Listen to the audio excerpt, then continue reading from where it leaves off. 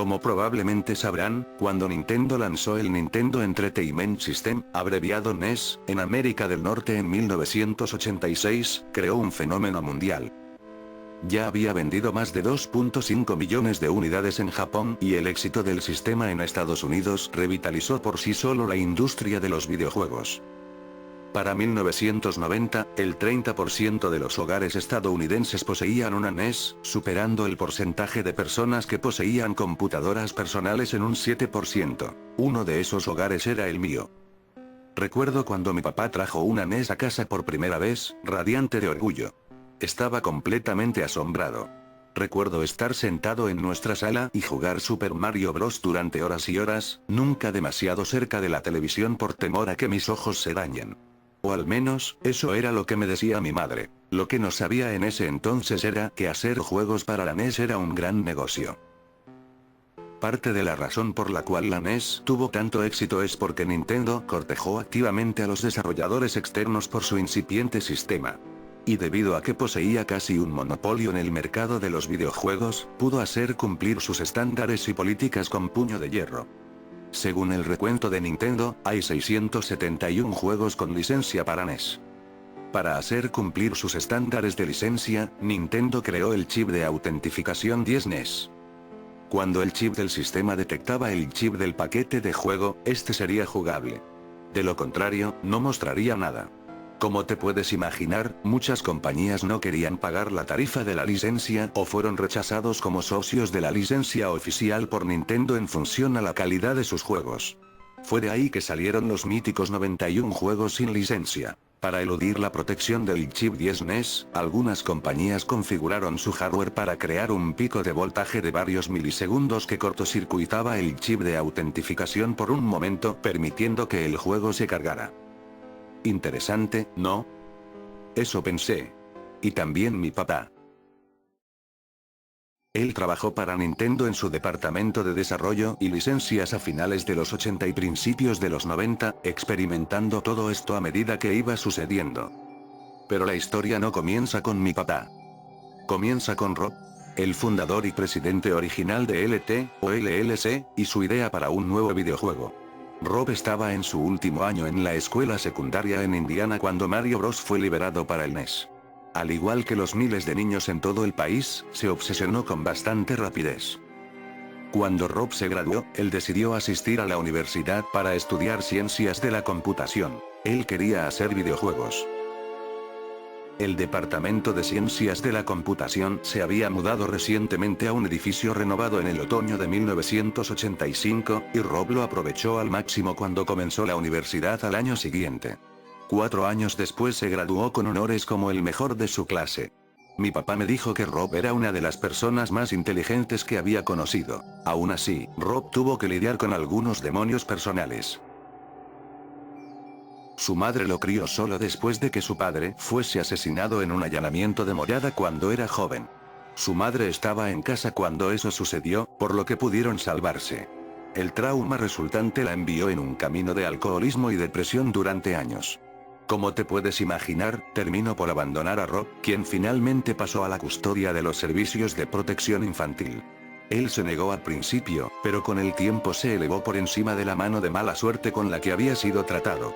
Cuando Mario Bros. Salió en su último año, descubrió que era el escape a la realidad que había estado buscando. Mi padre me contó la historia de cómo conoció a Rob una docena de veces. Fue el 25 de mayo de 1992. Ese lunes, se encontraba sentado en su escritorio cuando sonó el teléfono.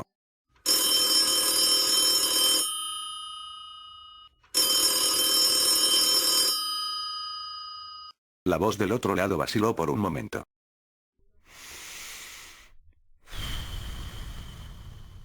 ¿Te gustaría ser rico? Mi padre había escuchado cientos de versiones de esa pregunta, y por lo general, colgaba el teléfono cuando la escuchaba. Pero esta vez era diferente. Algo en la voz de ese sujeto lo había intrigado. Entonces bromeando le contestó lo siguiente. Me encantaría, ¿tienes el secreto para ganar la lotería? El tipo al otro lado del teléfono no soltó ni una sola carcajada. Solo respondió seriamente. Tengo algo mucho mejor. Entonces mi padre le respondió. ¿De qué se trata? El hombre le contestó algo emocionado y aterrado. Un nuevo tipo de videojuego. Uno que nunca habías visto antes. Mi padre le contestó. Te escucho. Rob se presentó como el presidente de LT, o LLC, una compañía de videojuegos. En ese momento, mi padre no tenía idea de que Rob era el único miembro. Rob pasó a describirle el juego en el que estaba trabajando. Era un plataformero en el que el personaje principal se movía de izquierda a derecha a través de la pantalla, mientras recolectaba ítems y power-ups, y luchaba contra enemigos. Al final de cada nivel lucharía contra un jefe, además de contar con un jefe final que al derrotarlo permitiría terminar el juego. Mi padre le explicó que Nintendo ya tenía un juego así. Su nombre era Mario Bros. Por lo cual no le parecía nada interesante. Ni siquiera una idea innovadora. Rob le explicó a mi padre que la diferencia estaba en los detalles. El juego comenzaría con un joven quien estaba en búsqueda de una extraña escalera de madera que salía de la tierra. Cuando el joven bajaba la escalera, este se daría cuenta de que no puede volver a subir. El único camino era hacia adelante. Al final de cada nivel, el joven lucharía contra un demonio que se presentaría en la forma de alguien de su pasado. Podría ser un profesor, un pariente cercano o un amigo, pero el jugador al final descubriría que fue alguien que le había hecho daño al protagonista en el pasado. Después de derrotar al demonio, el jugador descendería hasta el siguiente nivel. Habría un total de 9 niveles. En cada nivel, la pantalla pasaría a ser más oscura y los enemigos se volverían más poderosos. Para el 9º nivel, Rob explicó que el jugador apenas podría ver su camino en la oscuridad. Al final, aparecería el jefe supremo. El jugador finalmente sabría entonces con quién había estado luchando todo el tiempo, un reflejo en el espejo de sí mismo. Derrotar al reflejo permitirá desbloquear una escalera que le permitiría volver a la superficie. Mi padre, curioso y extrañado, le preguntó qué pasaría si el jugador llega a perder, a lo que Rob, algo nervioso, le aseguró que no le gustaría saber eso, que quizás lo aterraría. A lo que mi padre le pidió que le contara cómo se llamaba este misterioso juego. A lo que Rob solo susurró misteriosamente. Ladder to Oblivion. La escalera al olvido. Eventualmente, Rob convenció a mi padre para reunirse con él y mostrarle el juego. El cual no estaba finalizado aún, pero los primeros 7 niveles eran jugables. Estaba hipnotizado, me dijo mi padre. El juego me había hecho sentir como ningún otro lo había hecho antes. Comencé a ver a los jefes de cada nivel como personas que me habían perjudicado en mi vida. Una maestra de 4º año que me había humillado frente a toda la clase. Un viejo amigo de secundaria que me había robado a mi novia. Casi se sentía como si este juego cambiara, de acuerdo a quien lo jugara. Cuando mi padre llevó el videojuego a Nintendo, se negaron a aprobar a LT, o LLC como desarrolladora de su licencia. Nintendo tenía reglas muy estrictas sobre el contenido que sus socios podían incluir en sus juegos. No se podía mostrar sangre, desnudos, maldiciones, símbolos religiosos, entre otros. El tema y el contenido de Ladder to Oblivion no se ajustaban a las restricciones establecidas, pero de todos modos fue rechazado. Es demasiado oscuro, fue la única explicación que le pudieron dar. Rob estaba devastado. Era algo comprensible. Había trabajado en el desarrollo de Ladder to Oblivion durante 3 años. Mi padre me dijo que el día en el que rechazaron su juego fue la última vez que habló con él. Nunca más lo volvió a ver. Le rogué varias veces que intentara ponerse en contacto con Rob. Quería probar el juego con mi padre y pensé que tal vez él tendría una copia. Siempre me decía tal vez, mientras desviaba la mirada, veré si todavía tengo su número de teléfono, me decía entre dientes pero claramente desanimado. Le creía a mi padre todos estos años. Por lo que sabía, la historia de Ladder to Oblivion, el juego de NES que nunca existió, terminó el día que mi padre me dijo que sí. Ayer, descubrí que estaba equivocado. Es difícil para mí escribir esto, pero ayer mi padre se quitó la vida. Toda mi familia estaba en shock. Él siempre lucía feliz y nunca actuó como si estuviera deprimido. Mi madre lo encontró en el bosque detrás de la casa, junto con la escopeta que había usado a varios centímetros de su mano extendida. Estaba devastado. Y lo sigo estando. Anoche, fui al único lugar donde podía sentirme más cerca de mi padre, su estudio. Pasábamos horas jugando juegos viejos de la NES y reviviendo sus días en Nintendo. Por puro capricho, tomé el cartucho de Mario Bros. Jugaría hasta el último nivel en su honor. Cuando abrí la consola, descubrí que tenía un cartucho adentro. Mi padre nunca dejaba los cartuchos dentro de la consola. Me decía que se desgastarían más rápido. Adentro, estaba el cartucho de Ladder to Oblivion. El arte de la etiqueta era justo como me lo imaginaba. Una imagen de 8 bits de una escalera descendiendo en un mar de llamas. Tenía una nota pegada. La nota tenía escrita la verdadera historia de Ladder to Oblivion, el juego de la NES que nunca salió. Pensaba en transcribirlo todo, pero me di cuenta que sería una falta de respeto hacia mi padre. La nota iba dirigida a mí, queriendo decir esas palabras solamente hacia mis ojos.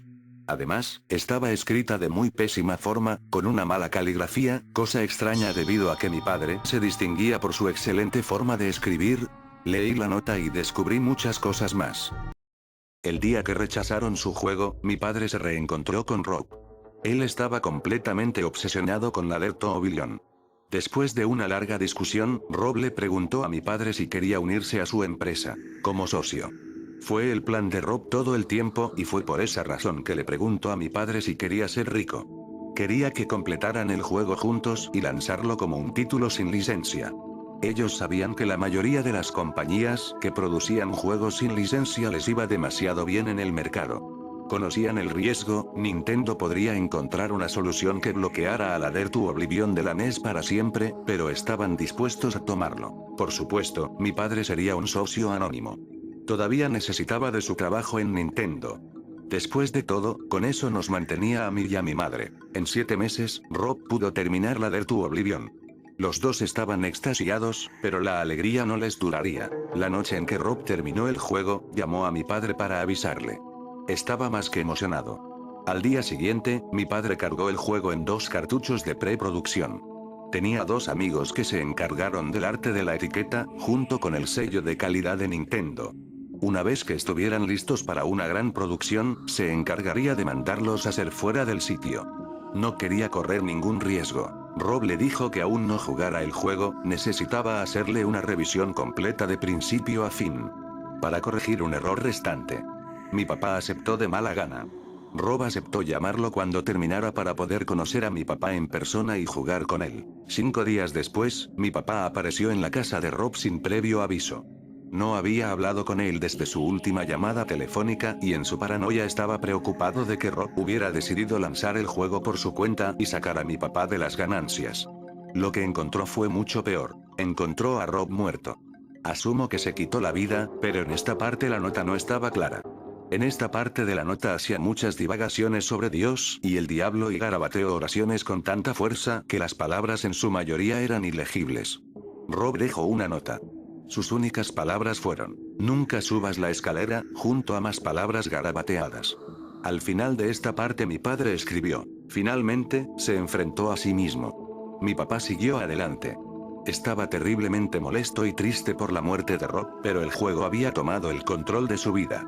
Desde que lo jugó por primera vez, había estado luchando contra una depresión interna. Creía que lo único que lo haría feliz de nuevo era lanzar ese juego al público. Al día siguiente, mi padre consiguió un nuevo socio. Un amigo suyo llamado Eddie quien siempre estaba en búsqueda de oportunidades de negocios. Esa noche, estaban jugando el juego. Mi padre comenzó primero, pero lo dejó después del 7º nivel para tomar un trozo de pizza de la cocina. Cuando regresó, encontró a Eddie muerto junto a las palabras de Game Over parpadeando en la pantalla. Había agarrado un cuchillo de cocina para cortarse ambas muñecas. La nota se estaba volviendo más difícil de leer, pero creo que alcanzó a tallarse algo en los brazos. Lo que estoy a punto de leer no tiene un sentido para mí, ni siquiera mi padre sabía qué significaba, eran letras que no se podían leer juntas o que no tenían un significado como tal, esto es lo que Eddie se talló en su piel. No estoy muy seguro de qué quería decir. En este punto, mi padre estaba convencido de que el juego había provocado las muertes de Rob y Eddie, así como de provocarle su depresión. Tomó el juego y lo guardó, prometiendo nunca más volver a jugarlo. No podía soportar la idea de deshacerse de él. Mi padre renunció a su empleo en Nintendo y nos mudamos de la ciudad. Tenía 5 años en ese momento. Obviamente no recuerdo que nada de esto pasara, pero sí recuerdo que nos tuvimos que mudar durante algún tiempo. Por 24 años, mi padre mantuvo su promesa. No volvió a jugar hasta el final del juego, hasta el día de ayer. A continuación te leeré las últimas palabras que mi padre me escribió al final de la nota. Les advierto que puede ser extraño o no tener sentido y quizás para algunos sea algo muy perturbador. Puedes sacar tus propias conclusiones. Por mi parte, le creo a mi padre, no me importa lo que otros digan. Lo que nunca llegó a decirme, fue el destino de la copia de Rob. Supongo que debe seguir ahí afuera. ¿La has visto? Por 24 años, la culpa al fin me atrapó. Subí la escalera. Algo me decía que nunca debía hacerlo. Me enfrenté a mí mismo y fui juzgado como indigno. Justo como Rob y Eddie. Hay algo malo con ese juego. Es casi como una conciencia, más que solamente la suma de sus partes. Es algo muy dentro de ti. Demasiado profundo para la luz. Un lugar del que no sabías su existencia. Hijo, no quiero morir. Yo XXXX vivir. Pero la escopeta está justo a mi lado en el suelo y puedo escucharla hablar conmigo. Suena XX dulce. Su voz es como la canción de una XXX. Si puedo ignorarla, romperé esta carta y no XXXXXXXXXX la diferencia. Lo siento si XXXXXX mentí. Lo siento XXX décimo muchas cosas. Por favor, sé que te amo. XXXXX sigue adelante. Voy a salir. No XXXX soportarlo. Por favor, nunca subas la escalera. CXXXWS.